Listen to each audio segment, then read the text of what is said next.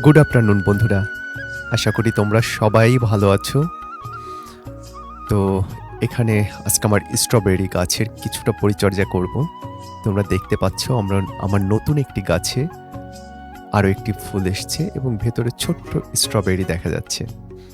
তো গাছগুলো বেশ সতেজ আছে এখন, অর্থাৎ যদিও কিছুদিন কুয়াশা এবং একটা আবহাওয়া খারাপ গিয়েছে, বাট তারপরে ওরা বেশ ভালো আছে।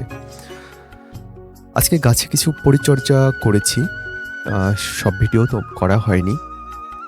যেমন আজকে সরিষার খোল ভেজানো জল এবং একই সাথে হালকা ভিনেগার অ্যাড করেছিলাম, কেননা স্ট্রবেরি মাটিটা একটু টক মাটিও পছন্দ করে, অর্থাৎ পিএইচ 5.5 টু 6.5 এরকম একটা পিএইচও পছন্দ করে। আমার এটা আছে 7। তো আমি যাতে সেটা কিছুটা ব্যালান্সড হয় সেজন্য একটু ভিনেগার অ্যাড করেছিলাম সরিষার খোল জলের সাথে।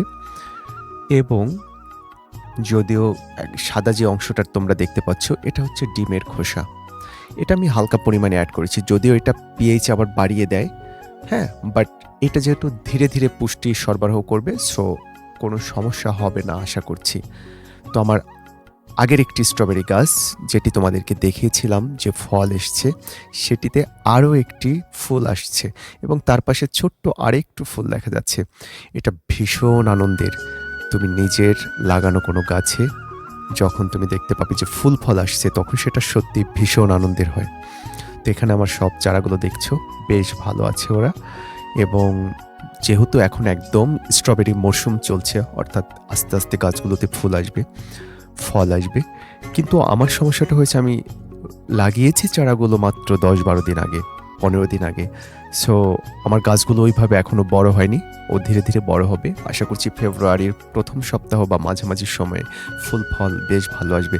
এখানে দেখতে পাচ্ছ একটি রানার থেকে চারা তৈরি হচ্ছে, অর্থাৎ মা যেন সন্তানকে খাবার দিচ্ছে। এটা সপ্তাহখানেক পরে যখন নিজের শিকড় গজিয়েও দাঁড়িয়ে যাবে, তখন আমরা এই রানারটি কেটে ওকে আলাদা করে দেব। তো বন্ধুরা, তোমরা ভালো থেকো, নিশ্চয়ই তোমাদেরকে জানাবো আপডেট কখন কি হয়। টাটা।